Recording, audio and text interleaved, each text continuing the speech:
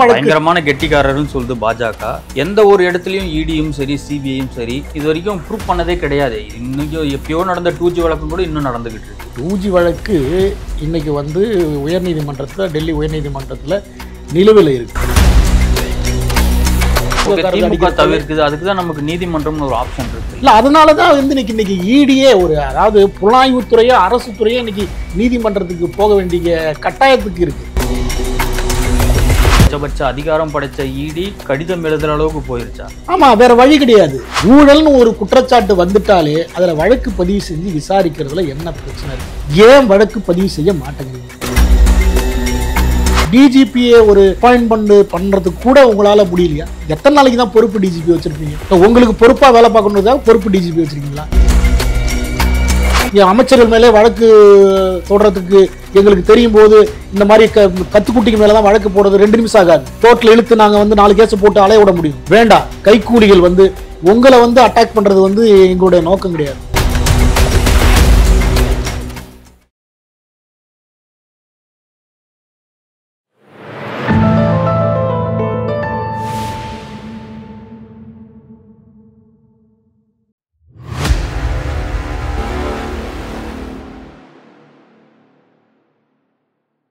தாமரை TV நேயர்களுக்கு வணக்கம். இன்றைய நேர்காணலில் நம்முடன் இணைந்திருக்கும் சிறப்பு விருந்தினர் பாஜகவின் முன்னாள் வழக்கறிஞர் பிரிவின் மாநில துணைத் தலைவர் மற்றும் உச்சநீதிமன்ற வழக்கறிஞர் திரு GS மணி அவர்கள். சார் வணக்கம். வணக்கம் சார். உள்ளாட்சித்துறை அமைச்சர் KN நேரு அவருடைய துறையில அந்த வேலை வாய்ப்புக்கு லஞ்சம் வாங்கியிருக்கிறதா சொல்லிட்டு அமலாக்கத்துறை ஒரு கடிதம் வந்து தமிழக டிஜிபிக்கு எழுதியிருக்காங்க. சுமார் 888 கோடி வந்து இதில் முறைகேடு நடந்திருக்கு, லஞ்சம் வாங்கியிருக்காங்க அந்த வேலைக்கு அப்படின்ற ஒரு குற்றச்சாட்டை வச்சுருக்காங்க. நீங்கள் எப்படி பார்க்குறீங்க? நீங்களும் சிபிஐ விசாரணையெல்லாம் கேட்டு மனு அமைச்சிருக்கீங்க. அதாவது பொதுவாக எப்படின்னாக்கா, ஒரு ஆளுங்கட்சிக்கு எதிராக வந்து எதிர்க்கட்சிகள் தான் வந்து ஊழல் குற்றச்சாட்டுகள், அரசோட அந்த கவனக்குறைவு, அவங்களோட குறைகள் எல்லாம் எடுத்து சொல்லுவாங்க. இப்போ இடி அந்த வேலையை பார்க்குறாங்க. இடி அந்த வேலையை பார்க்குறாங்கன்னா, ஏன்னா இப்போ வந்து இடிக்கு வந்து அது மாதிரியான ஒரு சூழ்நிலை வந்திருக்கு. ஏன்னா எதையோ இப்போ பிடிக்க போய் அதுலேருந்து பூதம் வெளியே கிளம்பிச்சுன்னுவாங்களே, அந்த கதையெல்லாம் நீங்கள் கேட்டிருப்பீங்க. அதுதான் இப்போ இது நடந்திருக்கு. இந்த விவகாரத்தை பார்த்தீங்கன்னா, அவர் KN நேரு, திமுக அமைச்சர் KN நேரு அவரோட சகோதரர் வந்து ஒரு பேங்க்கில் வந்து ஒரு லோன் ஒன்று வாங்குறாரு. இந்தியன் சொல்லிட்டு ஒரு நிறுவனத்துக்காக, அந்த நிறுவனத்துக்காக நான் லோன் வாங்குறாரு. அந்த 30 கோடி வந்து அவர் திருப்பி கொடுக்க மாட்டேங்கிறாரு. அதில் அந்த வங்கி வந்து வழக்கு தாக்கல் பண்ணுறாங்க. அதில் சிபிஐ மற்றும் இடி என்ஃபோர்ஸ்மெண்ட் டைரக்டரேட் வந்து அது விசாரணை பண்ணுறாங்க. அந்த விசாரணையிலே போய் விசாரணை பண்ணும்போது தான் இப்படி ஒரு மிகப்பெரிய மெகா ஊழல் பூனம் வந்து வெளியே வருது. அதில் வந்து பல தகவல்கள், வாட்ஸ்அப் தகவல்கள், பணப்பரிமாற்றங்கள், டிரான்சாக்ஷனு, அது எதுன்னு பார்த்தா வந்து நகராட்சி துறையில், நகராட்சி மற்றும் குடிநீர் வழங்கல் துறையில் வந்து நேரு அமைச்சராக இருக்கார். அந்த துறையில் பார்த்தீங்கன்னா 2538 அப்பாயின்மெண்ட் பண்ணுறாங்க. அதில் சுமார் 25 லட்சத்துலேருந்து 35 லட்சம் வரைக்கும் லஞ்சம் வாங்கிட்டு ஒவ்வொரு அப்பாயின்மெண்ட், அந்த அப்பாயின்மெண்ட் லெட்டரை யார் கொடுக்குறாங்கன்னா முதலமைச்சர் MK ஸ்டாலின் தலைமையில் தான் அதை கொடுக்குறாங்க. ஆனால் எங்கேயும் இதில் நேரு வந்து வாங்கினாருன்ற ஸ்டேட்மெண்ட் இல்லையே இடி. நேருன்னா நேராக வாங்குவார். எந்த அமைச்சர் வந்து நேராக வாங்குவாங்க? எல்லாம் குறுக்கால தான் வாங்குவாங்க. கூற இருக்கு. அதில் வந்து இடி தெளிவாக சொல்லுங்க, இன்டர்மீடியேட்டர் அதில் இருக்காங்க, இன்டர்மீடியேட்டர் த்ரூவில் இந்த அவாலா டிரான்சாக்ஷனே நடந்திருக்கு அப்படின்னு சொல்லி எல்லா மெட்டீரியல் எவிடன்ஸையும் கலெக்ட் பண்ணி வச்சுருக்காங்க இப்போ இடி.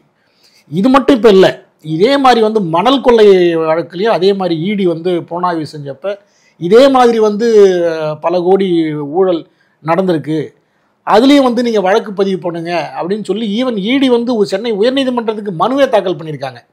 ஏன்னா இடியை பொறுத்த வரைக்கும் என்னென்னா, ஒரு வழக்கு வந்து இருந்தால் தான் அந்த வழக்கில் வந்து ஷெட்யூல்டு அண்டு பிடிக்கேட்டு இது இருந்தால் தான், அஃபென்ஸ் இருந்தால் மட்டும்தான் அதில் வந்து இடி வந்து விசாரணை பண்ணி பண பரிமாற்றம் இந்த தொடர்பான அந்த வழக்குகளை விசாரித்து அதுக்கு PMLA ஆக்ட் பிரகாரம் தண்டனை வாங்கி கொடுக்க முடியும். இங்கே பார்த்தீங்கன்னாக்கா தமிழ்நாடு அரசு, திமுக அரசு ஊழல் பண்ணுறதுல பயங்கரமான கெட்டிக்காரர்கள்.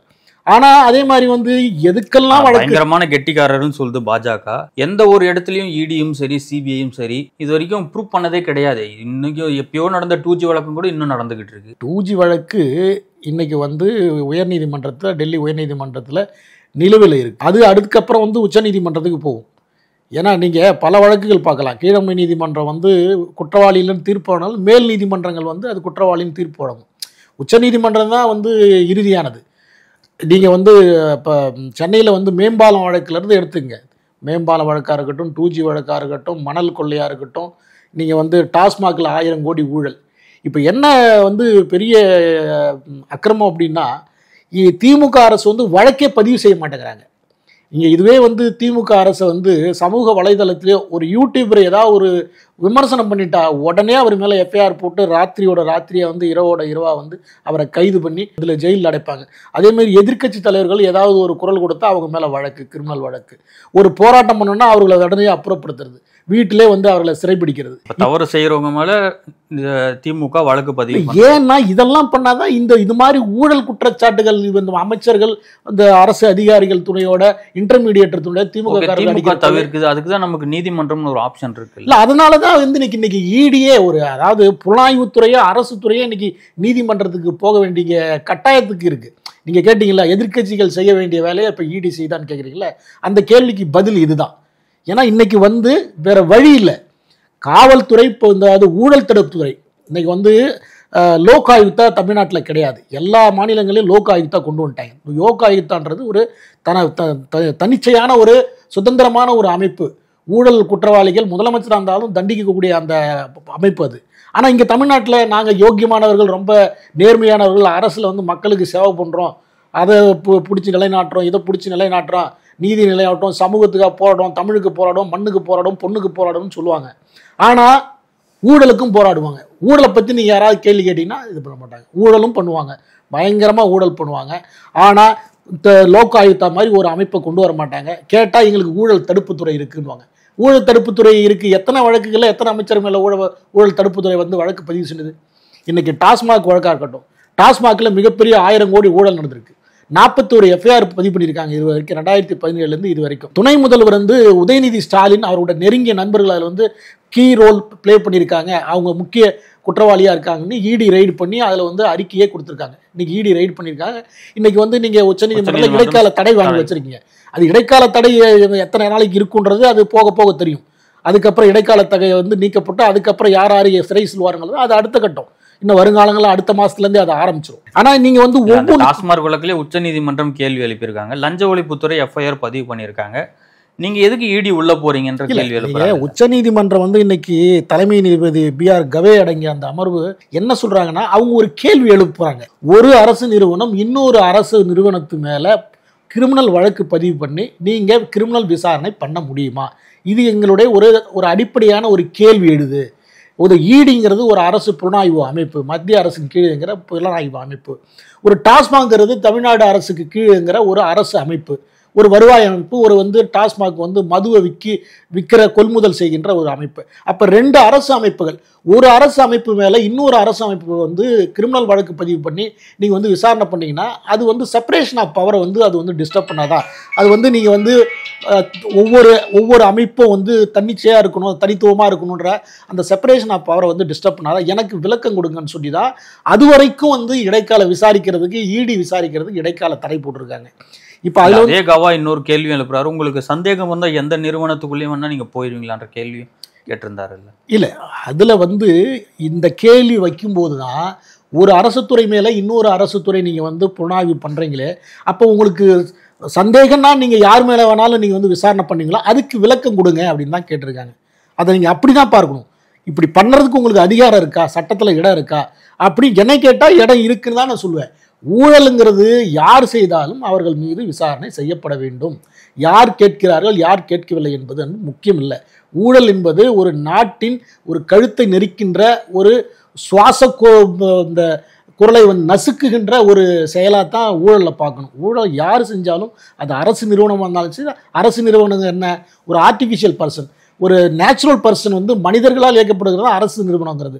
அரசு நிறுவனத்தில் வந்து மனிதர்கள் வந்து ஊழல் செய்வார்கள்னாக்கா ஒரு அரசு நிறுவனம் இன்னொரு அரசு நிறுவனத்தை வந்து இது பண்ணக்கூடாதா? விசாரிக்கலாம், என்னை பொறுத்த வரைக்கும் விசாரிக்கலாம், அது வந்து ஒன்றும் தவறு கிடையாது. அந்த இதில் வந்து நீங்கள் விசாரிக்கிறதுக்கு எந்த விதமான ஒரு தவறுமே கிடையாது என்னை பொறுத்த வரைக்கும். அது விசாரணைக்கு உட்படுத்தப்பட்டுடும். இப்போ நேரு அவருடைய நீங்கள் அந்த வழக்கை எடுத்துக்கிட்டிங்கன்னா, அவர் பார்த்தீங்கன்னா ஏற்கனவே ஏப்ரல் மாதமே வந்து ரெய்டு நடந்தப்போ நான் எந்த குற்றவாளியும் கிடையாது, நான் எந்த தவறும் பண்ணலை, நான் சந்திக்க தயார், எந்த ஒரு வழக்கையும் சந்திக்க தயார் அப்படின்னு இப்பவும் அதை தான் சொல்லுவார். இன்னும் கொஞ்ச நாள் போச்சிங்கன்னா மேலே கை வச்சு பாருங்க அப்புறம் என்ன நடக்குதுன்னு வீரவசனம்லாம் பேசுவார். ஆனால் இவரை போல முன்னாடி முன்னுதாரணமாக இருந்த முன்னாள் மந்திரிகளுக்கு என்ன நிலைமை ஆச்சுன்னு இப்போ போகிற வருங்காலங்களில் வரும்போது அப்புறம் அவர் இது சம்பந்தமாக என்ன சொல்லுவார்னா, வழக்கு நிலுவையில் இருக்குது, அதனால் நீதிமன்றத்தில் நிலுவையில் இருக்கிற விவகாரத்தில் நான் கருத்து சொல்ல விரும்பலை அப்படின்னு அப்படியே பேச்சை மாற்றுவார். இவரும் அதே மாதிரி மந்திரி பதவியை இழப்பார். ஆமாம், நீங்கள் மந்திரி பதவியை இவர் இழப்பார். அடுத்து இந்த அரசாங்கமே வராமல் கூட போகலாம். திமுக அரசு வராமல் கூட போகலாம். இன்றைக்கி இது போல் மிகப்பெரிய மெகா ஊழல் பண்ணுறீங்க. ஒரு கேபினெட் அமைச்சர்களில் ஒரு அமைச்சர் ஊழல் பண்ணார், குற்றச்சாட்டு பண்ணார். இல்லை, இடி ஏப்ரல் மாதம் ரைடு பண்ணுறாங்க, அதுலேருந்து ஆவணங்கள் எடுக்கிறாங்க. கிட்டத்தட்ட 7-8 மாதமும் அவகாசம் எடுக்கும் இந்த ஊழலை வெளியே கொண்டு வர்றதுக்கு. அப்போ தேர்தல் நெருங்குற சமயத்தில் தான் இதை இடி வெளியே கொண்டு வராங்க. ஏதோ ஒரு உள்நோக்கம் இருக்குன்றத சொல்கிறாங்கல்ல. இல்லை, இதுவே ஒவ்வொரு புலனாய்வு அமைப்புக்கும் ஒரு கால அவகாசம் வேணும் விசாரணை பண்ணுறதுங்கிறது. அது திமுக அமைச்சர்களையும் அவர்கள் செய்கின்ற விஞ்ஞான ஊழலை கண்டுபிடிக்கிறதுலாம் சாதாரண விஷயம் கிடையாது. இன்றைக்கி இப்போ இருக்கிற இடி பண்ணுறாங்க, சிபிஐலாம் பண்ணுறாங்க அப்படின்னா அது மிகப்பெரிய வரவேற்புக்குரியது தான். அந்த இன்னைக்கு இருக்கிற டெக்னாலஜிஸ் அட்வான்ஸ்மெண்ட்டு இதெல்லாம் பார்க்கும்போது நீங்கள் இன்றைக்கி இடி சிறப்பாக செயல்பட்டு விசாரணை பண்ணி இந்த ஆவணங்கள் எல்லாம் சாட்சிகள்லாம் தயாரித்து ரெடி பண்ணியிருக்காங்கனாக்கா, கலெக்ட் பண்ணியிருக்காங்கன்னா உண்மையிலே அது ஒரு பெரிய விஷயந்தான். அது அதுக்கு கால அவகாசம் கொஞ்சம் எடுக்கும். இப்போ இடி அவங்க விசாரணையை அறிக்கையே கொடுத்துட்டாங்க. நீங்கள் இப்போ என்ன ஒரு நேர்மையான ஒரு அரசுனா என்ன பண்ணும்? இன்றைக்கி இடி அறிக்கை கொடுத்த உடனே நீங்கள் என்ன பண்ணியிருக்கோம்? வழக்கு பதிவு பண்ணியிருக்கணும். ஏன் நீங்கள் வழக்கு பதிவு பண்ண மாட்டேங்கிறீங்க? வழக்கு யார் ஊழல் செய்தால் என்ன? ஊழல்வாதி தானே. ஏன் நீங்கள் உங்களுடைய அமைச்சர்களையும் உங்களுடைய சகாக்களையும் காப்பாற்ற பார்க்குறீங்க? உச்சபட்ச அதிகாரம் படைச்ச இடி கடிதம் எழுதுகிற அளவுக்கு போயிருச்சா? ஆமாம், வேறு வழி கிடையாது. சட்டப்படி நீங்கள் இடி ஒரு தனிநபர் கிடையாது. இடி ஒரு அரசு நிறுவனம். அரசு நிறுவனம் ஒரு ரிக்வஸ்ட் தான் பண்ண முடியும். சட்டத்தில் அதுதான் இடம் இருக்குது. இடியே தமிழக அரசு ஊழல் தடுப்புத்துறையும் தமிழக காவல்துறையும் செய்ய வேண்டிய அந்த வேலையை இடி வழக்கு பதிவு செய்ய முடியாது. ஏற்கனவே வழக்கு பதிவு செஞ்சு அந்த வழக்கில் பிடிக்கேட் அஃபென்ஸ், ஷெட்யூல் அஃபென்ஸ் வரும்போது தான் நீங்கள் இடி உள்ளே வர முடியும். நேரடியாக நீதிமன்றத்துக்கு போகலாம். இப்போ நீதிமன்றத்துக்கு அந்த மணல் கொள்ளை வழக்கில் நீதிமன்றத்துக்கு போயிருக்காங்க. இப்போ அங்கேயும் ஒரு கேள்வி எழுந்திருக்கு. நீங்கள் ஈடிக்கு என்ன அதிகாரம் இருக்குது இந்த வழக்கு? நகராட்சி துறையில் நடந்த ஊழல் சம்பந்தமாக ஏன் நேரடியாக நீதிமன்றத்து மூலயமா நாடலன்ற கேள்வி இருக்குது. இல்லை, இப்போ தான் அறிக்கை விட்டுருக்காங்க. 27ஆம் தேதி தான் இன்றைக்கி டிஜிபிக்கு கடிதம் எழுதியிருக்கிறாங்க.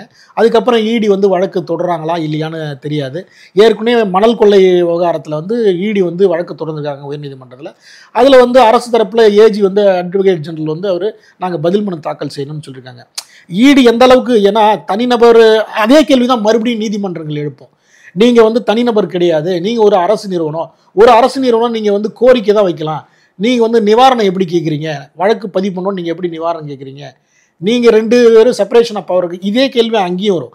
அப்போ என்னென்னா, ஒரு தனிநபர் யாராவது பாதிக்கப்பட்டவர்கள் ஒரு சமூகத்தில் இருக்கிறவங்க தனிநபர் யார் வேணாலும் நீதிமன்றத்துக்கு போகும்போது அப்போ நீதிமன்றங்கள் அதில் இது முகாந்திரம் இருக்குது, அடிப்படை ஆதாரம் இருக்குது, ஊழல் நடந்திருக்கான அடிப்படை ஆதாரம் இருக்குது, வழக்கு ஏன் பதிவு பண்ணல? வழக்கு பதிவு பண்ணுங்கள்.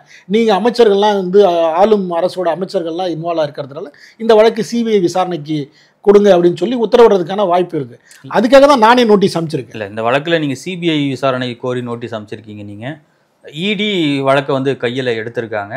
அப்போ ஜிஎஸ் மணியோட நோக்கம் என்ன? இடி மேலே நம்பிக்கை இல்லையா, இல்லை சிபிஐ மேலே தான் நம்பிக்கை இருக்கா? இல்லை, இடி கொடுத்த தகவல் அடிப்படையில் தான் நான் ஊழல் குற்றவாளிகளை அவங்க மேலே வழக்கு பதிவு பண்ணுங்க, வழக்கு பதிவு பண்ணி விசாரணை கேட்குறாரு. ஏன்னா நீங்கள் ஒரு அமைச்சராக இருக்கிற ஒரு ஆளும் கட்சியில் இருக்க அமைச்சராக இருக்க அந்த துறை அமைச்சராக இருக்கவே அந்த துறையில் ஊழல் குற்றச்சாட்டு வந்ததுன்னா துறையை சார்ந்த அந்த அரசாங்கம், திமுக அரசாங்கம், நீங்கள் சிபிஐ கேட்குறீங்கன்னாக்கா இடி மேலே நம்பிக்கை இல்லாமல் தான் நீங்கள் சிபிஐ விசாரணை கேட்குறீங்கன்னு அர்த்தமாக எடுத்துக்க முடியும். இல்லை, இடி விசாரணைங்கிறது வேறு, சிபிஐ விசாரணைங்கிறது வேறு. இன்றைக்கி நீங்கள் இடி பணப்புழக்கம் சம்மந்தப்பட்ட பிஎம்எல்ஏ ஆக்டில் தான் அவங்க அந்த வழக்கை விசாரிப்பாங்க. அதுக்கு அடிப்படையாக ஒரு கிரிமினல் வழக்கு இருக்கணும். கிரிமினல் வழக்கு யார் பதிவு பண்ண முடியும்னா மாநில காவல்துறை அல்லது ஊழல் தடுப்புத்துறை, தமிழக அரசோட மாநில காவல்துறை அல்லது தமிழக அரசோட ஊழல் தடுப்புத்துறை தான் ஒரு வழக்கு பதிவு பண்ண முடியும். அந்த வழக்குலையும் குற்றம் தான். அந்த வழக்கை விசாரிக்கின்ற அந்த அமைப்புக்கு அந்த விசாரணையை தான் சிபிஐக்கு மாற்றணும்னு சொல்கிறோம். சிபிஐயும் இந்த வழக்கு விசாரணையை சைமல்டேனியஸாக பண்ணும். அதே மாதிரி இடி அவங்க என்ன விசாரணை பண்ணமோ அது இடியோட விசாரணை வேற, சிபிஐ விசாரணை வேற. நீங்கள் தமிழக மாநில காவல்துறை ஊழல் தடுப்புத்துறை வழக்கு பதிவு செஞ்சு விசாரிக்கிறதுக்கு பதிலாக நீங்கள் வழக்கை பதிவு பண்ணுங்க, சிபிஐட்ட கொடுங்க, சிபிஐ விசாரித்து குற்றவாளிகளை தண்டனை பெறட்டும். அதுக்கு இடையில வந்து நீங்கள் சம்பந்தப்பட்ட நபர்களை வந்து சஸ்பெண்ட் பண்ணுங்க, இல்லை நீக்குங்க. அமைச்சர் அதில் இன்வால்வ் இருக்காருனாக்கா நீங்கள் வழக்கு பதிவு பண்ணி அவரை அமைச்சர் பதவியிலேருந்து எடுங்க. அதில் வந்து அரசியலமைப்பு சட்டத்திலே இருக்க நீங்கள் ஒவ்வொரு அமைச்சர்களாக வந்து ஊழல் குற்றச்சாட்டுக்கு ஒவ்வொரு அமைச்சர்களாக நீங்கள் தொடர்ந்து வந்து நீதிமன்றங்களோட கடுமையான கண்டனத்துக்கு அப்புறம் நீங்கள் ஒருத்தவங்களுக்காக வந்து அமைச்சர் பதவி கொடுக்காம இருக்கிறீங்க. அதுக்கு நீங்களே எடுங்க, நீங்களே வந்து பரிந்துரை பண்ணுங்க, ஆளுநருக்கு பரிந்துரை பண்ணுங்க, உங்களுக்கு அதிகாரம் இருக்குது. நீங்கள் பரிந்துரை பண்ணாதானே நீங்கள் வந்து உங்கள் அமைச்சர் வேலையில் உங்கள் ஆளுநருக்கு போய் என்ன அதிகாரம் இருக்க போகுது? இல்லை, நீங்கள் ஆளுநருக்கு பரிந்துரை பண்ணுங்க, இவரை எடுத்துட்டு வேற அமைச்சரை போடுங்கன்னு பரிந்துரை பண்ணுங்க. இல்லைன்னா ஆளுநர் தான் வந்து அவசர நிலை பிரகடனத்தை வந்து ஆளுநர் தான் அது வந்து மத்திய அரசுக்கு எழுதணும். இந்த மாதிரி இந்த துறையை சார்ந்த அமைச்சர் வந்து ஊழல் அமைச்சராக இருக்காரு, இந்த துறையில் இவ்வளவு பெரிய ஊழல் இருக்குது, அதனால் வந்து அந்த துறை சம்மந்தப்பட்ட, ஏன்னா ஸ்டேட் மிஷினரி வந்து ஒரு அப்சக்ஷன் வரக்கூடாது, உங்களுக்கு ஸ்டேஷனரி ஸ்மூத்தாக ஃபங்க்ஷன் ஆகணும். அதுக்கு வந்து ஆளுநர் தான் அதுக்கு பொறுப்பு. ஆளுநர் மத்திய அரசு. நீங்கள் வந்து ஒரு ஸ்டேட் மிஷினரியில் ஒரு டிபார்ட்மெண்ட்டில் ஒரு துறையில் வந்து செந்தில் பாலாஜிக்கு நான் பதவி பிரமாணம் செஞ்சு வைக்க மாட்டேன் அப்படின்ற அடாவடித்தனமாக இருந்தார் ஆளுநர். நீதிமன்றம் கொட்டு வச்ச பின்னாடி அந்த பதவி பிரமாணம் வந்து நடந்தது இல்லை. அதில் அடாவடித்தனம்லாம் நீங்கள் சொல்ல முடியாது. ஆளுநர் தன்னுடைய கடமையை கரெக்டாக செய்கிறாரு. அதாவது ஆர்டிகல் 355 பிரகாரம் 164 பிரகாரம் 164 தான் வந்து நீங்கள் வந்து ஆளுநர் வந்து முதலமைச்சருக்கும் முதலமைச்சரோட பரிந்துரை அமைச்சர்களுக்கும் ஆளுநர் பரிந்துரை செய்கிறாரோ ஆமாம் அவரை பதவி பிரமாணம் செய்து வைக்கிற வேலை தான் ஆளுநருக்கு. அது மட்டும் தான். அது மட்டும் கிடையாது. நீங்கள் ஆளுநருக்கு நீங்கள் அது வந்து அந்த துறையில் ஒரு அப்செக்ஷன் வருது அப்படின்னாக்கா அந்த துறைக்கே வந்து அவசர நிலை வந்து ஒரு முதலமைச்சர் இருக்கா சார், அவர் பார்த்துக்க போறாரு. முதலமைச்சர் கண்ட்ரோல்ல என்ன பண்ணுவீங்க? நீங்கள் முதலமைச்சர் கண்ட்ரோல்ல ஒரு துறை சார்ந்த அமைச்சர் ஊழல் இதுக்காக போறாரு, இன்னொரு துறை சார்ந்த அமைச்சர் ஊழலுக்காக போறாரு, வேற ஏதோ ஒரு விஷயத்துக்காக போறாரு, இன்னொரு துறை சார்ந்த அமைச்சர் வந்து ஊழலுக்காக போறாரு. இப்படி தொடர்ந்து கேபினெட் அமைச்சர்கள் வந்து ஊழல் குற்றச்சாட்டுகளுக்கு போகும்போது ஒரு அவசர நிலை தானே வருது உங்களுக்கு. அந்த ஒரு டிபார்ட்மெண்ட்ல அந்த துறையில் எப்படி நீங்க வந்து ஒரு ஸ்டேட் மிஷினரி வந்து ஒரு அரசியல் சாசனம் வந்து எப்படி வந்து சிறப்பாக வந்து சீராக செயல்பட முடியும்? அப்போ அதுக்கு யார் பொறுப்பு? உங்களுக்கு வந்து ஆளுநர் தானே உச்சபட்ச அதிகாரத்தில் இருக்குது, ஆளுநர் தானே பொறுப்பு. ஆளுநர் தானே ஒரு இந்தியாவில் இருக்க ஒவ்வொரு பகுதியிலையும் வந்து அரசியலமைப்பு சாசனம் வந்து சிறப்பாக செயல்படணுன்றதுக்கு ஆளுநரும் மத்திய அரசும் தானே முதலமைச்சரும் தானே இங்கே வந்து முக்கிய பொறுப்பு. முதலமைச்சர் அப்படி பொறுப்பு இல்லாமல் வந்து ஊழல் குற்றவாளிகளை வந்து தொடர்ந்து வந்து அமைச்சர்களாக வச்சுருந்தீங்கன்னாக்கா அப்போ யார் அதுக்கு பதில் சொல்கிறது? அரசியலமைப்பு சாசனத்துக்கு யார் பதில் சொல்லுவா? எல்லாரும் தான் பதில் சொல்லி ஆகணும். All are accountable answerable to the constitution of India. அரசியலமைப்பு சாசனத்துக்கு எல்லாருமே பதில் சொல்லக்கூடியவர்கள் தான் இங்கே இருக்கிறோம் நம்ம. அதனால் நீங்கள் வந்து ஏன் உங்ககிட்ட உங்கள் திமுக எம்எல்ஏக்கள்கிட்ட நேர்மையானவர்கள் யாருமே இல்லையா? வெறும் வசூல் பண்ணுறவர்கள் மட்டும்தான் அவங்களுக்கு வந்து அமைச்சர்களாக இருப்பாங்களா? இல்லை ஒவ்வொரு மாவட்டத்திலையும் அந்தந்த பிராந்தியத்தையும் அந்தந்த மாவட்ட பகுதிகளையும் வந்து கட்டுக்குள்ளே வச்சுட்டு வசூல் பண்ணி கொடுக்குறவங்கள தான் நீங்கள் அமைச்சராக வச்சுருப்பீங்களா? நல்ல அமைச்சர்களாக திமுகவில் கிடையவே கிடையாதா? இருக்கிறவர்களை தான் இருக்கணுமா? ஊழல் குற்றச்சாட்டு வந்துட்ட பிறகு தார்மீக அடிப்படையில் நீங்கள் என்ன பண்ணணும்? அவர்களை ஏன் தொடர விடுறீங்க? மெத்தவங்களை போடுங்க. ஊழல் அப்போ தானே வந்து நேர்மையான விசாரணை வந்து நீங்கள் செய்ய முடியுன்ற நம்பிக்கை வந்து மக்களுக்கு வரும். நீங்கள் அந்த ஒரு துறையில் இன்னைக்கு நகராட்சி துறையில் வந்து மிகப்பெரிய ஊழல் குற்றச்சாட்டு வந்திருக்கு. தனிநபர் யாரும் சொல்ல. நீங்கள் இன்னைக்கு இடின்ற ஒரு அமைப்பே, புலனாய்வு அமைப்பே ஆதாரங்களோட சொல்கிறாங்க. 27ஆம் தேதி வந்து கடிதம் எழுதியிருக்காங்க. எல்லா ஊடகங்களையும் வந்தாச்சு, எல்லாம் வந்தாச்சு. இது வரைக்கும் ஒரு வழக்காவது பதிவு பண்ணியிருக்கீங்களா? ஒரு பதிலாவது ஈடிக்கு கொடுத்துருக்கீங்களா? இது ஒரு தாந்தோண்டித்தனம் இல்லையா? ஒரு அரசு நிறுவனம் தானே உங்களுக்கு சொல்லியிருக்கு. எதுக்கெடுத்தாலும் வந்து ஈடி வந்து ஆளும் பாஜக கட்சி ஊதுகுழலாக இருக்குது, சார்பாக இருக்குது, டார்கெட் பண்ணுறாங்க. தமிழ்நாட்டுக்கு மட்டும்தான் ஈடி கண்ணுக்கு தெரியுது, வேறு மாநிலங்கள் தெரியுது. தமிழ்நாட்டில் தான் மெகா ஊழல்கள் எல்லாமே நடக்குது. தமிழ்நாட்டில் இருக்க திமுக அரசு தான் விஞ்ஞான ஊழல் பண்ணுறாங்க, ஊழல் எக்கச்சக்கமாக பண்ணுறாங்க. கோடிக்கணக்கில் வந்து ஊழல் பண்ணக்கூடிய இடம் தமிழகமாக தான் இருக்குது. 10 மாதத்துக்கு மேலே ஆச்சு டாஸ்மார்க் மேலே அலிகேஷன் வச்சு, இன்னும் எந்த ஒரு விசாரணையும் துரிதப்படுத்தலையே. நீதிமன்றம் மூலியமா ஸ்டே வாங்கிட்டு அமைதியாக தான் இருக்காங்க. இடியும் அப்பீல் பண்ணுறதுக்கான நடவடிக்கை எடுத்ததா இல்லையான்னு கூட தெரியலையே. இல்லை, அன்ஃபார்ச்சுனேட்டாக வந்து நீங்கள் பார்த்தீங்கன்னா வந்து உச்சநீதிமன்றம் இடைக்கால தடை விதிச்சிருக்காங்க. இடைக்கால தடை விதிச்சதுனால தான் அந்த விசாரணை வந்து இப்போது தற்காலிகமாக நிறுத்தி வைக்கப்பட்டிருக்கு. எனக்கு தெரிஞ்சு எனக்கு நவம்பர் இந்த மாதம் வந்து ஒரு கடைசி வாரத்தில் 4வது வாரத்தில் வந்த பின்னர் அப்படி நம்ம சொல்ல முடியாது. நம்ம நேரடியாக அது குற்றச்சாட்டு. ஏன்னா வந்து நீதிபதிகள் மாறும்போது சில நேரங்களில் நிலைமைகளும் மாறும். ஏன்னா ஒரு நீதிபதிக்கு ஒரு கருத்து இருக்கலாம், அந்த நீதிபதி போன பிறகு வேற ஒரு நீதிபதி வரும்போது அவருக்கு வேற கருத்தை வந்து அது தீர்ப்பா கொடுக்க முடியாது இல்ல அது இடைக்கால தீர்ப்பு தானே. நீங்க அதை இப்போது அன்னைக்கு இருந்த சூழ்நிலை ஜெனரல் கொஸ்டின் ஒரு வினாவை எழுப்புறாங்க கோர்ட்டு, அதுக்கு தகுந்த பதிலை வந்து ஈடியோ இல்லை மத்திய அரசோ அதுக்கு சரியான பதிலை கொடுத்தாங்கன்னா அதுக்கப்புறம் நீதிமன்றங்கள் வந்து மாற்று கருத்து தானே கொண்டு வர முடியும். இல்லை அதிகாரம் இருக்குது, ஈடிக்கு வந்து அதிகாரம் இருக்குது, நாங்கள் வந்து விசாரணை பண்ணலாம், நாங்கள் வந்து இன்னொரு நிறுவனம் வந்து அரசு நிறுவனமாக இருந்தாலும் ஊழல் யார் செஞ்சாலும் ஒரு தனிநபர் மாதிரி நாங்களும் பண்ணுறதுக்கு எங்களுக்கு அதிகாரம் இருக்குது அப்படின்னு சொல்லும்போது சரி நீங்கள் அரசு துறையே நீங்கள் இல்லைனாலும். பரவலாக பேசப்படுற கருத்து என்னன்னா, கவாய் கிட்ட போகிற திமுக வழக்கெல்லாம் வந்து அவங்களுக்கு சார்பாக தான் வருது. சூரியகாந்த் வந்ததுக்கு அப்புறம் அந்த வழக்கை வந்து துரிதப்படுத்த நினைக்குது பாஜக. இல்லை இது சாதாரணமாக வந்து பார்க்கின்ற பார்வையாளர்களுக்கு அப்படி தான் தெரியும். ஏன்னா வந்து ஒரு வழக்கில் 2 வழக்கில் சில வழக்குகள் தொடர்ந்து அதே போன்ற ஒரு தீர்ப்புகள் வரும்போது விமர்சனங்களும் வரதான் செய்யும். நீங்கள் யார் வந்து எந்த கட்சிக்கு ஆதரவா இல்லை எந்த கட்சிக்கு ஆதரவு இல்லையா அது முக்கியம் இல்லை. ஊழல்னு ஒரு குற்றச்சாட்டு வந்துட்டாலே அதில் வழக்கு பதிவு செஞ்சு விசாரிக்கிறதுல என்ன பிரச்சனை இருக்கு? ஏன் வழக்கு பதிவு செய்ய மாட்டேங்கிறீங்க? ஒரு வந்து பேச்சுரிமை அடிப்படையில் அரசமைப்பு சட்டம் கொடுத்திருக்கிற பேச்சுரிமை அடிப்படையில் அரசை வந்து கிரிட்டிசைஸ் பண்ணாலே நள்ளிரலை வந்து கைது பண்ற நீங்க ஒரு போராட்டம் பண்றதுக்கு வந்து வீதிக்கு வந்தாலோ ஒரு ஜனநாயக ரீதியா போராட்டம் பண்ணாலோ எதிர்க்கட்சி தலைவர்களையோ நீங்க சமூக ஆர்வலர்களையோ நீங்க போராட்டமே செய்யக்கூடாதுன்னு காவல்துறையை வச்சு அடக்குமுறை செய்கின்ற நீங்கள், நள்ளிரவில் கைது செய்கின்ற நீங்கள், வீட்டு சிறையில் வைக்கின்ற நீங்கள், ஏன் மிகப்பெரிய ஊழல் குற்றச்சாட்டு உங்கள் அமைச்சர்கள் மீதும் உங்கள் அரசு அதிகாரிகள் மீதும் உங்கள் திமுகவை சார்ந்தவர்கள் மீதும் உங்கள் குடும்ப உறுப்பினர்கள் மீதும் உங்கள் குடும்ப உறுப்பினர் நண்பர்கள் மீதும் குற்றச்சாட்டு வரும்போது ஏன் ஒரு அடிப்படை ஒரு எஃப்ஐஆர் வழக்கு கூட பதிவு செய்ய மாட்டீங்க? அப்படி நீங்க எஃப்ஐஆர் கூட பதிவு செய்ய மாட்டேன்னா உங்களுடைய விசாரணை எப்படி வந்து நேர்மையாகவும் இல்ல? உங்களுக்கு நல்லா தெரியும், ஆளும் கட்சியா இருக்கும் போது அதன் சார்ந்த அமைச்சர்களோ யாரோ ஊழல் செஞ்சாக்க தமிழக வரலாற்றில் யாராச்சும் எந்த ஆளும் அரசாங்கம் நடவடிக்கை எடுத்தா நீங்களே சொல்லுங்க. எனக்கு நினைவு தெரிஞ்சு எனக்கு தெரியல. அதாவது நம்ம தமிழரோட வரலாறு எத்தனையோ வரலாறு இருக்கு. அதாவது குற்றம் செய்து தன் மகனே ஆனாலும் சரி, குற்றம் சாட்டுறது யாரா இருந்தாலும் சரி, எவ்வளோ கதைகள்லாம் இருக்கு. அது கதைகள் இருக்கு, நம்ம கேட்டிருக்கோம். நிஜத்தில் நம்ம இங்க பார்த்துருக்கோம். நிஜத்துல நீங்க வந்து சில நேரங்களில் பார்க்கலாம். நீங்க வந்து எனக்கு வந்து மறைந்த முதல்வர் ஜெயலலிதா அம்மையார் அவர்களை பார்த்துக்கலாம். அவங்கள்ட்ட ஒரு குற்றச்சாட்டு போச்சுனாலே நீங்க அடுத்த நடவடிக்கை இருக்கும். அவங்கள்ட்ட நடவடிக்கை அமைச்சரவை விட்டு நீக்குறாங்க, அமைச்சரவை விட்டு நீக்குவாங்க. ரெண்டாவது வந்து சட்ட ரீதியான நடவடிக்கை எடுத்தாங்கன்ற சட்ட ரீதியான நடவடிக்கை வந்து எடுப்பாங்க. நீங்க வந்து ஒரு அமைச்சரா வந்து நீ நீக்கிட்டாலே நீங்க வந்து உங்க மேல இருக்க நம்பகத்தன்மை வந்துடும். உங்களுக்கு ஒரு மிகப்பெரிய அமைச்சரா இருக்கிற வந்து ஒரு குற்றச்சாட்டு வருதுனாலே ஒரு முதலமைச்சர் வந்து உடனடியா அவரை நீக்குறாங்க, அமைச்சர் பதவியிலேருந்து எடுக்கிறாங்க, கட்சி பதவியிலேருந்து எடுக்கிறாங்கன்னா அப்போ ஒரு நம்பகத்தன்மை வந்துடும். நீங்க ஒரு அரசியல்வாதிக்கு முக்கிய இது அதிகாரம் என்ன? ஒரு அமைச்சர் பதவி, ஒரு கட்சியில இருக்கிற ஒரு பதவி. அந்த முக்கிய அதிகாரத்தையே நீங்க வந்து கட் பண்ணிட்டீங்கன்னா, எடுத்து தூக்கி தூர போட்டீங்கன்னா உங்கள் கீழே இருக்கிற இந்த காவல்துறை வந்து நேர்மையான விசாரணை பண்ணாங்கிறது எப்படி நீங்க பண்ண முடியும், யோசிக்க முடியும்? அப்ப நேர்மையான விசாரணை இருக்குங்கிறது மக்கள் வந்து நம்பகத்தன்மை வந்துடும். இங்க அது நடக்கிறது இல்லையே.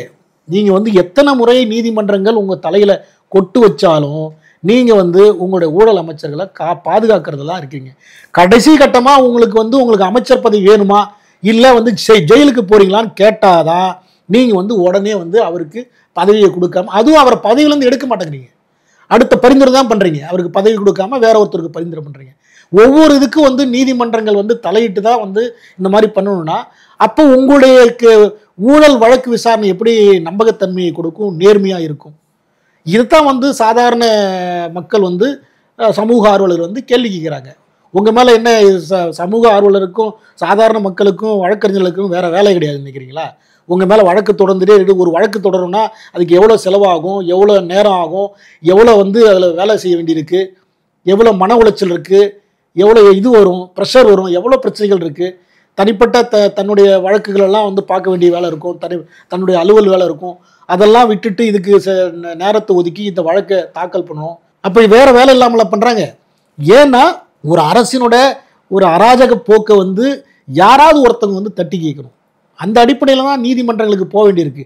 நீங்கள் தொடர்ந்து ஒவ்வொரு பிரச்சனையிலும் ஒவ்வொரு ஊழல் விவகாரத்திலையும் வந்து 880 கோடி ஏதோ சொல்கிறாங்க, 888 கோடி ஊழல் வந்து நடந்திருக்கு. ஈடி 27ஆம் தேதி கொடுத்துருக்கு. நீங்கள் இதுவரைக்கும் நீங்கள் அந்த அரசியல் வந்து அரசியல் குற்றச்சாட்டை தான் நீங்கள் வைக்கிறீங்களோ சொல்லுவோம். அதில் என்ன முகாந்திரம் இருக்குது, அதுக்கு ஏதாவது ஒரு குழுவை போட்டிங்களா, அந்த குற்றச்சாட்டுக்கு இது உண்மையிலே ஏதாவது ஒரு விசாரணை பண்ணீங்களா? குறைஞ்சபட்சம் ஒரு எஃப்ஐஆர் குழு போட்டால் தான் பாஜகவுக்கு நம்பிக்கை இருக்காது. இல்லை, நீங்கள் அட்லீஸ்ட் ஒரு மக்கள் நம்புறதுக்காகவாது நீங்கள் ஏதாவது ஒன்று, எப்பவுமே ஒரு கண் துடைப்பு போடுங்க, ஒரு ஒன்மேன் கமிஷன். இப்போ அந்த ஒன்மேன் கமிஷன் எங்கே போச்சு, அது கூட காணோம். அப்போ நீங்கள் வந்து பாஜக வந்து குற்றச்சாட்டு சொன்னால் அது அரசியல், அதிமுக குற்றச்சாட்டு சொன்னால் அரசியல், எதிர்க்கட்சிகள் குற்றச்சாட்டு சொன்னால் அரசியல், இடி குற்றச்சாட்டு சொன்னால் அரசியல், சிபிஐ குற்றச்சாட்டு சொன்னால் அரசியல், மக்கள் சாதாரண மக்கள் சொன்னால் குற்றச்சாட்டு சொன்னால் அதுவும் அரசியல், சமூக ஆர்வலர்களுக்கு குற்றச்சாட்டு சொன்னால் அரசியல். இப்போ யார் தான் அவங்களை குற்றச்சாட்டு சொல்கிறது? வானத்திலேருந்து தேவர்கள் வருவார்களா? கடவுள் இறங்கி வந்து சொல்லுவாரா? உங்களுக்கு கடவுள் நம்பிக்கையும் கிடையாது. ஒன்று ஜாதி அரசியல், ஒன்று மத அரசியல், இல்லை மொழி அரசியல், மண் அரசியல், பெண் அரசியல். ஆனா இது எல்லாத்துக்கும் விரோதமா நீங்க பண்ணுவீங்க. ஊழல்னா உடனே அரசியல், ஊழல் குற்றச்சாட்டு சொல்லிட்டாரு அரசியல், இவங்க மதவாதி, இவங்க வந்து ஜாதிவாதி. இன்னும் எத்தனை நாள் தான் இந்த மக்களை வந்து முட்டாளாவே ஏமாத்திக்கிட்டே இருப்பீங்க நீங்க? ஊழல் பண்றீங்களா? உங்களை யாராவது கேள்வி கேட்கறாங்களா? ஊழல் பண்றீங்களே, ஒவ்வொரு அமைச்சர் மேலேயும் இன்னைக்கு ஊழல் குற்றச்சாட்டு இருக்கு. ஏதாவது பண்றீங்களா? அதுக்கு வந்து உங்களோட ஊழல் தடுப்புத்துறை என்ன செய்யுது? இன்னைக்கு மாநிலத்தோட டிஜிபி நியமனத்திலே உங்களால ஒன்றும் பண்ண முடியல. ஏன் மாநில டிஜிபி நியமனம் இன்னும் பண்ணாம இருக்கீங்க? பொறுப்பு டிஜிபி எதுக்கு உங்களுக்கு? எத்தனையோ வழக்குகள், எவ்வளவோ பிரச்சனைகள் இங்க போயிட்டு இருக்கு. டிஜிபியை ஒரு அப்பாயின்மெண்ட் பண்றதுக்கு கூட உங்களால முடியலையா? எத்தனை நாளைக்கு தான் பொறுப்பு டிஜிபி வச்சிருப்பீங்க? உங்களுக்கு பொறுப்பா வேலை பார்க்கணுன்றதுக்காக பொறுப்பு டிஜிபி வச்சிருக்கீங்களா? சென்னை உயர்நீதிமன்ற வளாகத்தில் சமீபத்தில் ஒரு செய்தியாளர் சந்திப்பு நடந்துச்சு. அந்த இடத்துல நீங்களே இருந்தீங்க.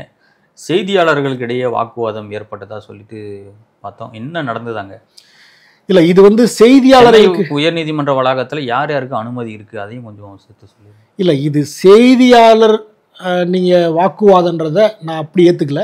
செய்தியாளர்கள் கிடையாது, ஒரு சமூக விரோதிக்கும் ஒரு செய்தியாளருக்கும் நடந்த வாக்குவாதமாக தான் நான் பார்க்குறேன். நீங்கள் வந்து சமூக விரோதின்னு நான் சொல்கிறதுக்கு அதுக்கு வந்து என்ன காரணம்னு நான் சொல்கிறேன். நீங்கள் செய்தியாளர்னா ஒரு நடுநிலையாளராக இருக்குது. இவ்வளோ நேரம் என்னை கேள்வி கேட்டீங்க. நீங்கள் உங்களுடைய கேள்விகள் எல்லாமே ஆளும் தரப்புலேருந்து கேட்கக்கூடிய ஒரு கேள்வியாக தான் நான் அதை பார்க்குறேன். அதுக்கு நான் பதில் சொல்கிறேன். உங்கள் மேலே என்ன குற்றச்சாட்டு கூட வைக்கட்டும், உங்கள் சேனல் மேலே என்ன குற்றச்சாட்டு கூட வைக்கல. ஆனால் நீங்கள் கேட்குற கேள்வி வந்து ஒரு ஆளும் அரசு, ஒரு திமுக அரசு சார்பாக கேட்கின்ற ஒரு கேள்வியாக தான் நான் அதை பார்த்து நான் உங்களுக்கு பதில் சொல்கிறேன். ஒரு யூடியூப் சேனல் நடத்துகிற ஒரு நபர், ஒரு ஆளும் திமுகவோட கைப்பாவையாக இருக்கிறவர், அவர் எங்கேருந்து என்ன வாங்குறாரு, யார் அக்கௌண்ட்டில் வாங்குறாரு, எவ்வளோ வாங்குறாரு, என்ன திமுக அரசுக்கு ஆதரவாக எந்த அமைப்பு செயல்படுது, இதெல்லாம் தெரியாமலாம் ஒன்றும் இல்லை. உண்மையிலே எனக்கு அந்த நபரை பற்றி அன்னைக்கு தெரியாது. தெரிஞ்சிருந்தா நான் அன்னைக்கே அவரை கேட்டிருப்பேன். எனக்கு அவர் யாருன்னு தெரியாது. ஒரு வேணும்னே அவருக்கு எந்த விதமான அழைப்பும் கிடையாது. அவர் ஒரு யூடியூப் சேனல் நடத்துறவர். சென்னை உயர்நீதிமன்றத்தை பொறுத்த வரைக்கும் அங்கே அங்கீகரிக்கப்பட்ட அனுமதிக்கப்பட்ட நிருபர்களுக்கும் ரிப்போர்ட்டர்களுக்கும் ஐகார்டே கொடுத்துருக்காங்க. அவங்க தான் வந்து நீதிமன்ற வளாகத்துக்குள்ளே போகவும் முடியும். வழக்கறிஞர்களையோ இல்லை நீதிமன்றத்துக்கு வர்ற அரசியல் தலைவர்களோ அவங்க தான் வந்து பேட்டி எடுப்பாங்க. அன்னைக்கு நடந்த சம்பவமும் கரூர் சம்பவம் தொடர்பான வழக்கு விசாரணை வந்தபோது அந்த வழக்கில் வந்து மனுதாரா இருந்த ஒரு வழக்கறிஞரும், நான் ஏற்கனவே சிபிஐ விசாரணை வேண்டி உச்சநீதிமன்றம் தீர்ப்பு வாங்கியதுனால அன்னைக்கு வந்து மூத்த வழக்கறிஞர்கள்லாம் அபிஷேக் மனு சிங் எல்லாருமே வந்தாங்க. அன்னைக்கு அவங்கெல்லாம் வந்து முடிச்சுட்டு போயிட்டாங்க. நிருபர்கள் எல்லாம் அங்கே வந்து பேட்டி எடுக்கிறதுக்காக நின்றுட்டு இருந்தப்ப நானும் அந்த வழக்கறிஞரும் வந்து நாங்கள் வந்தோம். அப்போ அவர் புதிய தலைமுறை நிருபர் சுப்பையா சார் தான் வந்து, சார் வந்து ஒரு பேட்டி கொடுங்க, எங்களுக்காக கொடுங்க, ஒரு பேட்டி கொடுங்கன்னு சொன்னாங்க. உங்ககிட்ட வந்து கேட்குறாங்க. ஆமாம், வந்து கேட்குறாங்க. இது எப்பவுமே நடக்கிறதா? யாராவது ஒரு நிருபர், ஏதாவது ஒரு தொலைக்காட்சி நிருபர் வந்து சார் பேட்டி கொடுங்க அப்படின்வாங்க. அந்த வளாகத்துக்கு வெளியே வரும்போது அங்கே நிற்பாங்க. சரிங்க சார், நம்ம போய் பேட்டி கொடுக்குறோம். பேட்டி வந்து நாங்கள் வந்து தொடர்ந்து கொடுக்குறோம். அந்த வழக்கறிஞரும் கொடுத்தாரு, நானும் கொடுத்தேன். தொடர்ந்து அந்த பேட்டி போயிட்டு இருந்தது. அவர் சுப்பையாவும் 2-3 கேள்விகளை கேட்டார், மற்றவங்களும் கேட்டாங்க. அதில் அதிக கேள்விகளை கேட்டதே அந்த யூடியூபர் தான். அந்த நபர் தான் அதிக கேள்விகளே கேட்டார். தொடர்ந்து கேட்டுக்கிட்டே இருந்தாரு. அவருக்கான பதில்களை நாங்கள் சொல்லிக்கிட்டே தான் இருந்தோம். அவர் கேட்ட கேள்விகளுக்கெல்லாம் அவர் வந்து இன்னைக்கு வழக்கு என்னது, பொதுவாக வந்து வழக்கறிஞர்கள்ட்ட உயர்நீதிமன்ற வளாகத்தில் என்ன மாதிரியான கேள்வி கேட்கலாம், அரசியலை தவிர்த்து வழக்கு என்ன நடந்தது சார், இன்னைக்கு என்ன விசாரணை நடந்தது, நீதிபதிகள் என்ன சொன்னாங்க, இந்த விவகாரத்தை வழக்கு சம்பந்தமான விவகாரத்தை தான் கேட்பாங்க, வழக்கறிஞர்கள் சொல்லுவாங்க. அவர் ஒரு படி மேலே போய் சிபிஐ விசாரணைக்கு உட்படுத்தப்பட்ட அந்த கரூர் சம்பவம், இவரே சிபிஐ விசாரணை அதிகாரி மாதிரி ஆளும் தரப்புல வந்து அவர் விஜய் நேரம் காலதாமதமாக வந்தாரு, அங்கே வந்து எஸ்பி வந்து இன்ஸ்பெக்டர் வந்து ஏற்கனவே வந்து தடுத்து நிறுத்தினாங்க, அது எங்களுக்கு தேவையில்லாத விஷயம். அது விசாரணைக்கு உட்படுத்தப்பட்டிருக்கு. அதுக்கும் அவருக்கு நாகரிகமான முறையில் அது விசாரணைக்கு உட்படுத்தப்பட்டிருக்கு. அதில் நம்ம வந்து டிஸ்கஷன் பண்ணுறது தவறு. அந்த கேள்வி நீங்கள் சிபிஐட்ட கேளுங்க, உங்களுக்கு வேணால் நீங்கள் போய் வீடியோ ஆதாரத்தை பாருங்கன்னு சொல்லிட்டு முடிச்சுட்டு அந்த செய்தியாளர் சந்திப்பை முடிச்சுட்டு வெளியே வந்தாச்சு. வெளியே வந்துட்ட பிறகு உங்களுக்கு என்ன தார்மீக உரிமை இருக்கு? ஒரு பேட்டி கொடுத்து முடிச்ச பிறகு என்ன உங்களுக்கு உரிமை இருக்கு? கேமரா எடுத்துட்டு வந்து தனிப்பட்ட முறையில் நீங்க பேசுறது எல்லாத்தையும் ரெக்கார்ட் பண்ணி ஒரு நிருபர், ஒரு மூத்த பத்திரிகையாளர், அவர் எத்தனை வருஷம் எக்ஸ்பீரியன்ஸ், அவரை பத்தி நீங்க தனிப்பட்ட முறையில் அவரோட அனுமதி இல்லாம நீங்க வீடியோ எடுத்து ஆடியோ எடுத்து அதை ட்ரோல் பண்ணி சமூக வளத்துல, நீங்க என்ன நடுநிலையான பத்திரிகையாளர்? உங்களை அவர் எங்கேயுமே அவர் தடுக்கல. அவர் வந்து உங்களை கேள்வி கேட்க வேண்டாம்னு சொல்லல, எதுவுமே சொல்லல. அவர் சொன்னது வந்து எங்களுக்கு பேட்டி முடிச்சு உங்களுக்கு வேணா தனியா எடுத்துங்க, ஸ்பெஷலா எடுத்துங்க, ஏன்னா லைவ் போயிட்டு இருக்கு. லைவ் போயிட்டு இருக்கும்போது நீங்க, நானும் அதை சொல்லிட்டேன், உங்களுக்கு எக்ஸ்க்ளூசிவா எவ்வளவு நேரம் வேணாலும் கேளுங்க, ரிப்பீட்டட் கேள்வி கேட்காதீங்க, உங்களுக்கு எவ்வளவு நேரம் வேணாலும் நான் தரேன் அப்படின்னு. என்னைய ஒன்றும் கேட்க முடியல, என்ன ஒன்றும் பண்ண முடியல, ட்ரோல் பண்ண முடியலன்றதுக்காக நீங்க அவர்கிட்ட இப்போ போயிட்டீங்க.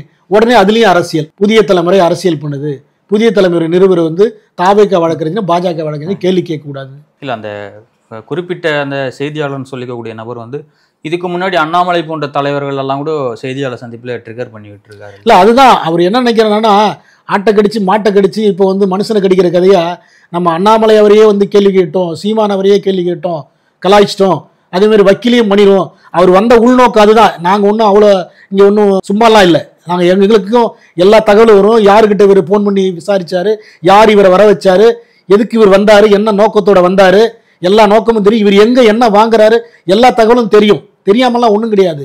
நான் சரி, ஒரு ஒரு மூத்த பத்திரிகையாளர், அவருக்கு எதுவும் மனசங்கடம் வந்துடக்கூடாது, இது அவர் வந்து சார்ந்த நிறுவனம் சார்ந்த பிரச்சனையா இருக்கு, அதை நம்ம போய் தலையிடக்கூடாது, அதனால ஒதுங்கி இருக்கும். எங்களுக்கு ஒன்றும் அமைச்சர்கள் மேலே வழக்கு தொடர்றதுக்கு எங்களுக்கு தெரியும் போது இந்த மாதிரி கத்துக்குட்டிக்கு மேலதான் வழக்கு போடுறது 2 நிமிஷம் ஆகாது. கோர்ட்ல இழுத்து நாங்க வந்து 4 கேஸ் போட்டு அலைய விட முடியும். வேண்டாம், கைக்கூலிகள் வந்து உங்களை வந்து அட்டாக் பண்றது வந்து எங்களுடைய நோக்கம் கிடையாது. எங்களுக்கு இன்னும் எவ்வளவு வேலை இருக்கு. ஊழல் பெருச்சாளிகள் எக்கச்சக்கமா பல வலைகள்ல இருக்கு, ஊழல் அமைச்சர்கள் இருக்காங்க. உங்க விஷயத்துக்கு அப்புறம் வர்றோம் நாங்க. நீங்க எந்த நிறுவனத்துக்கிட்ட, யாருக்கிட்ட, ஆளும் தரப்போட முக்கிய புள்ளிகளோட உறவினர்கள்ட்ட என்னென்ன பண்ணிட்டு இருக்கீங்க எல்லா ரெக்கார்டும் நாங்களும் வச்சிருக்கோம், எடுத்திருக்கோம். அதை நம்ம செப்பரேட்டா நம்ம டீல் பண்ணுவோம். அதனால அந்த விஷயத்துல வந்து இதுல வந்து அதனாலதான் சொல்றேன், 2 பத்திரிகையாளர்கள் வந்து சண்டை கிடையாது, வாக்குவாதம் கிடையாது. அவருக்கு வந்து அவர் பத்திரிகையாளரே முதல்ல இருக்க தார்மீக உரிமையை அனுப்பி, நீங்க ஒரே ஒரு ஆளும் அரசுக்கு ஆளும் கட்சிக்கு சார்பா நீங்க எப்ப பாரு நீங்க விமர்சனம் பண்ணுவீங்க, யாரை வேணா கேலி சித்திரம் பண்ணுவீங்கன்னா உங்களெல்லாம் வந்து கண்டுக்காம போறதுதான் உங்களுக்கு கொடுக்கிற மிகப்பெரிய பதில்.